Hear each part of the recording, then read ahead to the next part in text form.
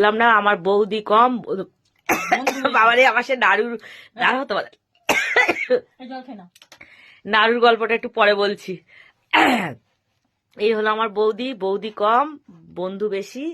আর এই যে আসার সাথে সাথে দেখো 1 কাপ কফি দিয়ে দিয়েছে, বিস্কুট। আর যে কারণে তোমাদের সাথে ভিডিও আসা, সেই কারণটা দেখো, আমাদের মেয়ে বানিয়েছে চালের নাড়ু, চাল ভাজা করে গুড় দিয়ে নাড়ু বানিয়েছে, আর তিলের নাড়ু। কিন্তু এইটুকু খেতে গিয়ে একটা দাঁত আমার ভেঙে গেছে, আর একটা দিয়েছে।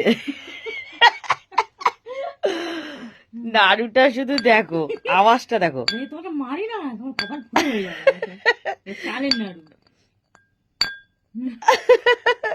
কি শক্ত, কি শক্ত খেয়েছি। আর এই যে দেখো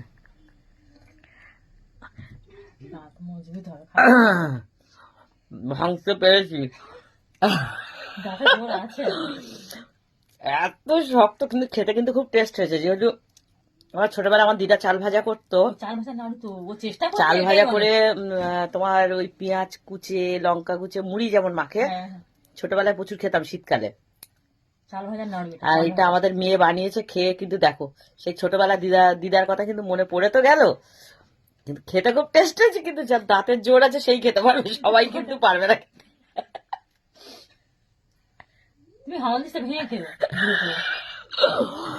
বৌদি বলছে হাওল দিস্তায় ভেঙে খেতে। তুমি খেয়েছো হাওল দিস্তা ভেঙে খেয়েছো তুমি?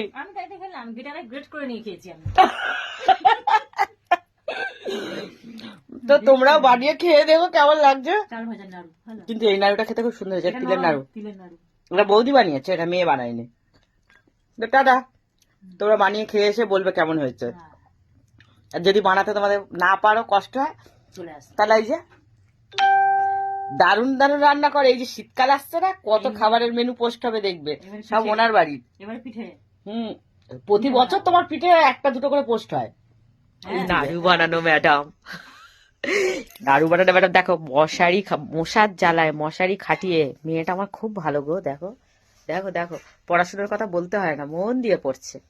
পড়াশোনা করে যে জীবনে অনেক বড় হয় সে।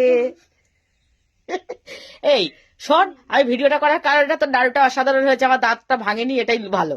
কিন্তু খেতে কিন্তু হেভি টেস্ট হয়েছে। আমার দিদার কথা মনে পড়ে গেছে ছোটবেলার। তোর ঠাম্মি বানাতো, আমার দিদা বানাতো না, চাল ভাজাটা করতো, চাল ভাজার গন্ধটা পেয়েছি আমি। এই ঠিক আছে, চলে যাচ্ছি, টাটা। এই